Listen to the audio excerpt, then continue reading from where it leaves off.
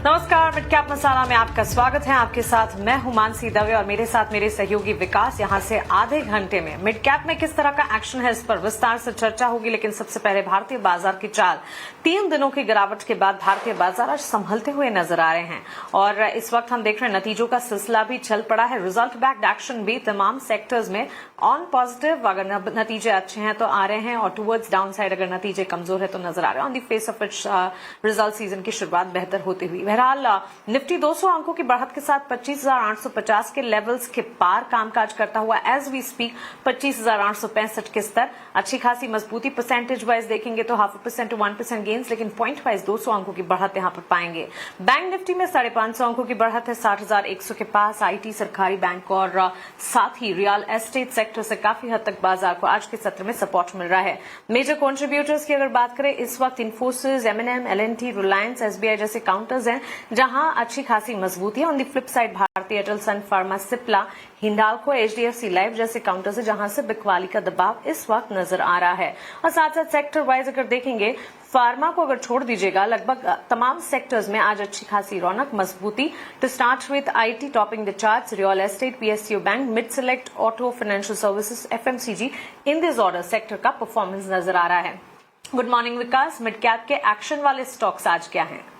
बिल्कुल मानसी, आज के जो सबसे बड़े 3 एक्शंस हैं वो सबसे पहले स्क्रीन पर लेकर आते हैं और दर्शकों को बताते हैं कि ये जो 3 सबसे बड़े एक्शन हैं वो क्या हैं।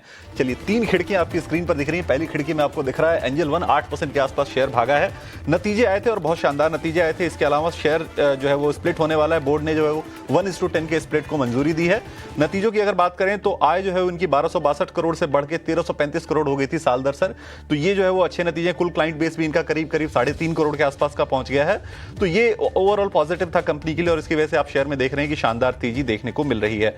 361 वैम की बात करें तो 361 में भी मुनाफा अगर आप देखेंगे इस क्वार्टर 3 में, दिसंबर तिमाही में, तो 276 करोड़ के आसपास से बढ़ के 327 करोड़ के आसपास का मुनाफा रहा और इसकी वजह से आप देखेंगे शेयर में आज करीब 7% की तेजी देखने को मिल रही है। आय भी इनकी 780 करोड़ से बढ़ के 1181 करोड़ के आसपास पहुंच गई है। तीसरा जो आपको विंडो दिख रहा है, तीसरी जो आपको कंपनी दिख रही है वो एचडीएफसी एएमसी दिख रही है। 20% के आसपास प्रॉफिट अप है साल दर साल। अगर आप देखेंगे 770 करोड़ बढ़ के आ गया है 641 करोड़ से। उसके अलावा रेवेन्यू में भी अगर आप देखेंगे तो 15% की ग्रोथ यहां भी देखने को मिली है। तो तीनों कंपनियां, तीनों नतीजों का ट्रिगर है और उसकी वजह से शेयर में करीब 5 से 8% तक की तेजी आपको देखने को मिल रही है आज के मार्केट में इन सारे शेयरों में। चलिए, अपने खास मेहमान को इस शो में शामिल कर लेते हैं। हमारे साथ इस वक्त हैं चॉइस इक्विटी ब्रोकिंग के कुणाल परार। कुणाल, आज मार्केट ओवरऑल काफी पॉजिटिव सेंटीमेंट के साथ कारोबार कर रहा है। हालांकि फ्राइडे इस चीज के लिए जाना नहीं जाता है, लेकिन फिर भी काफी पॉजिटिव है। 180 अंकों के आसपास निफ्टी चढ़ा हुआ है। सेंसेक्स में भी अच्छी खासी तेजी 3-4% के आसपास देखने को मिल रही है।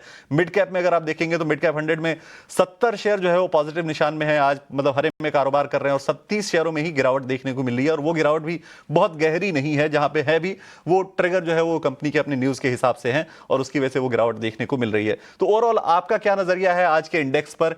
क्या लगता है आप क्लोजिंग आज की कैसी होगी?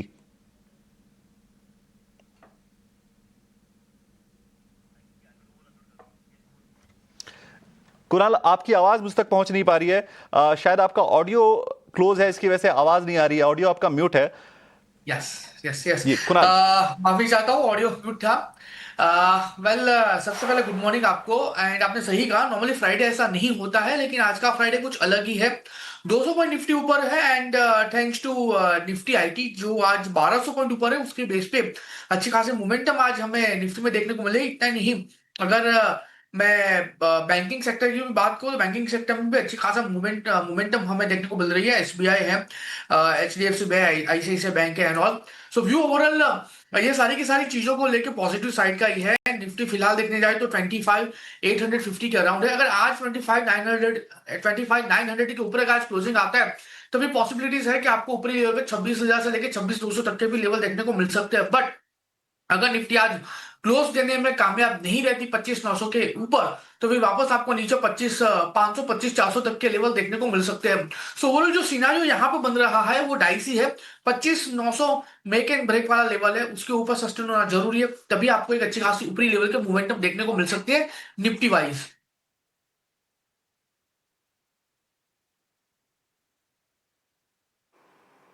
एब्सोल्युटली। तो चलिए, बाजार की तस्वीर तो पॉजिटिव नजर आ रही है। इंडेक्स वाइज भी हमारे एक्सपर्ट उनका नजरिया हमें बता रहे हैं। और फ्राइडे सेशन इट इज, हफ्ते का आखिरी कारोबारी सत्र, फर्स्ट हाफ से लेकर सेकंड हाफ तक क्या इसी तरह के सेंटिमेंट्स होंगे, इस पर खास नजर बनी हुई है। लेकिन Kunal, good morning. Index wise आपने अपना नजरिया बताया, स्टॉक स्पेसिफिक आज के लिए फिर आइडियाज क्या होंगे? वेल, स्टॉक स्पेसिफिक आइडियाज में दो स्टॉक ऐसे हैं जहां पे अच्छी खासी मोमेंटम टेक्निकल लेवल पे हमें देखने को मिल सकती है। एंड उसमें सबसे पहला जो स्टॉक है वो कोफोर्ज है। 1728 के अराउंड ये स्टॉक ने हमें ट्रेडिंग दिखाया है। 1670 1670 के एसएल के साथ खरीदारी करके चलने की सलाह रहेगी। टारगेट की बात करें तो 1772 का पहला टारगेट है, और वो जैसे ही ब्रेक होता है 1845 का दूसरा टारगेट भी हमें यहाँ पे देखने को मिल सकता है। तो कोफोर्ज यहाँ पे खरीदारी करके चलने की सलाह रहेगी। एंड दूसरा जो है वो हिंद पेट्रो है। 451.35 यानी 451.35 के अराउंड ये स्टॉक ट्रेड कर रहा है। खरीदारी करके चले 437 का एक एसएल मेंटेन करके चलेंगे। टारगेट की बात कर लेते हैं, 463 का पहला टारगेट, और वो जैसे ही ब्रेक होगा आपको 481 का दूसरा टारगेट भी यहाँ पे देखने को मिल सकता है। सो यहाँ पे हिंद पेट्रो और कोफोर्ज दोनों यहाँ से खरीदारी करके चलने की सलाह रहेगी।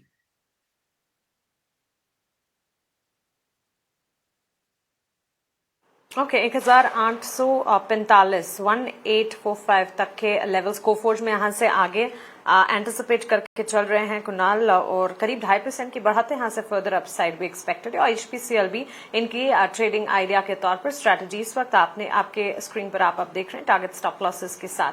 तो दो कॉल्स, कोफोर्ज और साथ ही एचपीसीएल। ऑन दैट नोट, एक छोटे से ब्रेक के लिए हम रुक रहे हैं। ब्रेक के उस पार मिड कैप के एक्शन वाले स्टॉक्स पर विस्तार से कुणाल से चर्चा करेंगे। आप बने रहे।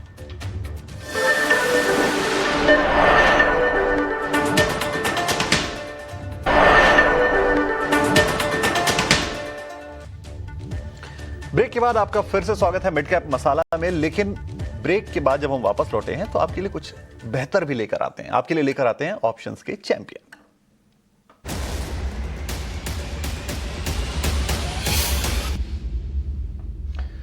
और ऑप्शंस के चैंपियन लेकर हमारे साथ हैं एंजल वन के राजेश भोसले। राजेश, बहुत स्वागत है आपका ईटी नाउ स्वदेश पर। Good morning. क्या लेकर आए हैं आप ऑप्शंस के चैंपियन में? आज कौन से शेयर को चुना है आपने, या फिर कोई स्ट्रेटजी आपने चुनी है? जी नमस्कार, गुड मॉर्निंग। देखिए, आज हम प्रेफर कर रहे हैं श्रीराम फाइनेंस को। ये एक स्ट्रॉन्ग ट्रेंडिंग काउंटर है, स्ट्रॉन्ग अप ट्रेंड में है, जहाँ पे हर डिप में बाइंग देखने को मिल रही है। रिसेंट 20 डे ईएमए के सपोर्ट लेके वापस अप ट्रेंड रिज्यूम करा है। तो 1020 का श्रीराम फाइनेंस का कॉल ऑप्शन बाय करना है। ये लास्ट फ्यू मिनट्स में थोड़ा सा अप मूव आया है, तो थोड़ा सा डिप में बाय करना है 20 और 21 के रेंज में। स्टॉप लॉस रखना है 14 का एंड टारगेट एक्सपेक्टेड है 32 के। इसका जो लॉट साइज है 825 का है। तो जो मैक्सिमम रिस्क एज पर ट्रेड सेटअप है वो है 4950 का। एंड जो टारगेट हम यहाँ से एक्सपेक्ट करें वो होंगे अराउंड 9900 के। बहुत शुक्रिया राजेश, आपने ये स्ट्रेटजी शेयर की। दर्शकों को मैं एक बार फिर से बता देता हूं कि श्रीराम फाइनेंस का 1020 का कॉल खरीदना है। ये आपको 20 रुपए के आसपास मिल जाएगा। जो टारगेट आपको रखना है वो 32 रुपए का रखना है, और स्टॉप लॉस आपको 14 रुपए का लगाना है। अधिकतम मुनाफा जो आपको हो सकता है इस ट्रेड से वो 9900 रुपए का हो सकता है, और जो अधिकतम नुकसान है वो 4950 रुपए का आपको हो सकता है। इन चीजों का आप ध्यान रखें और उसके बाद ही आप ट्रेड लें। लेकिन ध्यान रखना है आपको एक और चीज का, वो है हमारा डिस्क्लेमर जो सेबी ने दिया है, सेबी ने बताया है। तो एफएनओ ट्रेडिंग में 10 में से 9 लोगों को नुकसान होता है, और एफएनओ ट्रेडर्स को औसतन 1 लाख रुपए तक का नुकसान हो सकता है। घाटा होने के बावजूद उन्हें 28% ट्रांजैक्शन चार्ज देना होता है, और अगर मुनाफा हुआ तो भी 15 से 50% ट्रांजैक्शन चार्ज के रूप में खर्च होता ही है। तो ये आपको ध्यान रखना है, और उसके बाद आपको ऑप्शन का ये ट्रेड लेना है।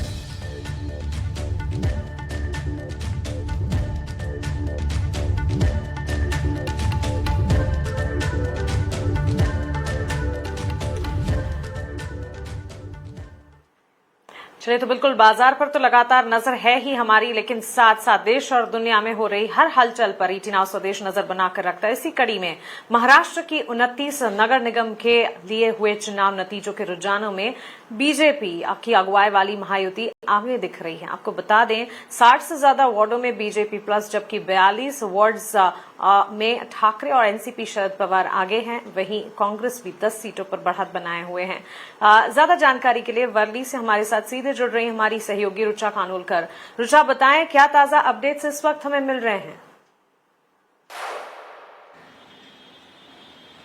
देखिए, अगर हम मुंबई की बात करें तो मुंबई के कई सारे जो सेंट्रल मुंबई के इलाके हैं वहां पे शिवसेना की उद्धव बाला साहब ठाकरे गुट के कैंडिडेट्स हमें आगे नजर आ रहे हैं और जो शिंदे शिवसेना है वो हमें ट्रेल होते हुए नजर आ रहे हैं। लेकिन बात अगर हम करें नॉर्थ मुंबई की तो वहां भारतीय जनता पार्टी के कैंडिडेट्स फिलहाल हमें आघाड़ी पे नजर आ रहे हैं और 10 बजे से ये वोटिंग शुरू हुई है। पोस्टल बैलेट यूजुअली पहले होता है, लेकिन जबकि संख्या पोस्टल बैलेट्स की ज्यादा है इसलिए पोस्टल बैलेट बहुत धीमी गति से काउंट हो रहे हैं और फिलहाल ईवीएम का काउंटिंग शुरू हो चुका है और पूरे मुंबई से हमें जहां जहां से अपडेट्स आ रही है ये अभी सिर्फ 6th और 7th राउंड चल रहा है कैंडिडेट्स का। अभी कोई भी प्रेडिक्शन करना बहुत मुश्किल होगा क्योंकि कई सारी डाइवर्सिटी हमें मुंबई में नजर आती है। कई सारे अलग अलग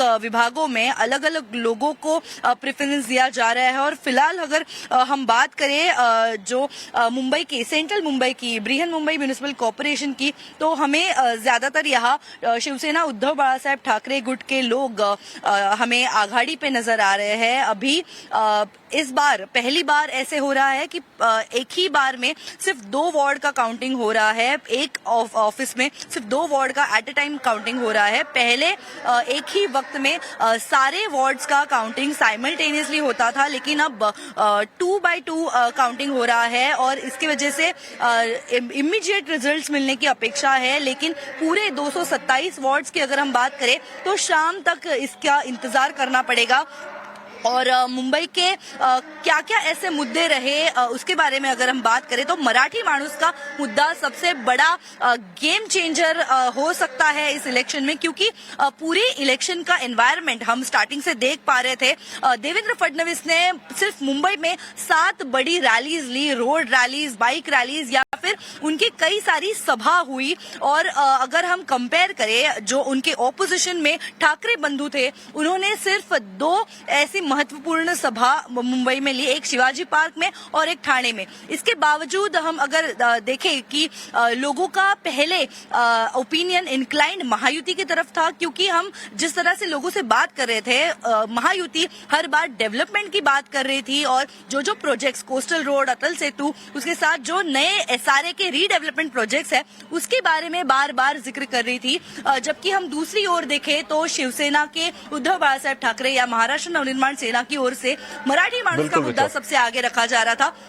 लेकिन जो राज ठाकरे ने भाषण देने के बाद जो मराठी लोगों की बात रखी या फिर जो डेवलपमेंट प्रोजेक्ट्स जिसमें मराठी लोग पीछे रह रहे हैं, ये सब चीजें बात मेंशन की, उसके बाद थोड़ा सा एनवायरनमेंट बदलते हुए नजर आ रहा है। लेकिन अब कुछ ही घंटे का वक्त है, 1 बजे तक शायद ये पिक्चर थोड़ी क्लियर हो जाए कि कौन मुंबई का किंग मेकर होगा। और अभी ये बहुत रुचा, हम फिर से आपके पास लौटेंगे। फिलहाल आपको रोकना पड़ रहा है क्योंकि समय की थोड़ी पाबंदी है और इस शो को हमें यहीं पे खत्म करना है, लेकिन आपके पास फिर से लौटेंगे और पूरा अपडेट आपसे लेंगे। लेकिन फिलहाल मिड कैप मसाला में इतना ही, क्योंकि समय की पाबंदी है और हमें आपके पास कमोडिटी का पूरा एक्शन भी लेकर आना है। तो फिलहाल एक छोटा सा ब्रेक के बाद आपको कमोडिटी का पूरा एक्शन मिलेगा।